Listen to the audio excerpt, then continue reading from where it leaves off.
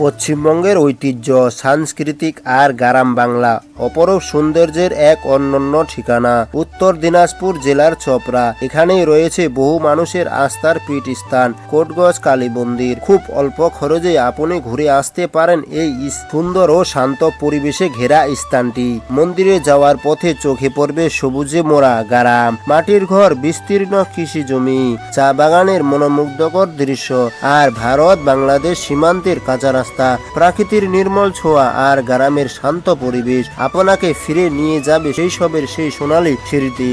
এখানে নেই শহরের কোলাহল কিংবা ব্যস্ততা, আছে শুধু বাংলার চিরচেনা গ্রামীণ সৌন্দর্য, কৃষকের পরিশ্রমী জীবন, পাখির কিচিরমিচির আর প্রাকৃতিক অপার মায়া।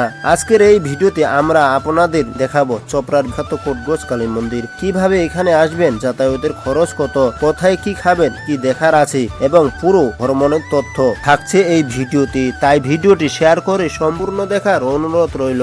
হ্যালো গাইস, আসসালামু আলাইকুম, welcome to my toto blog. আমি সৈয়দ আলী ধনিরহাট থেকে।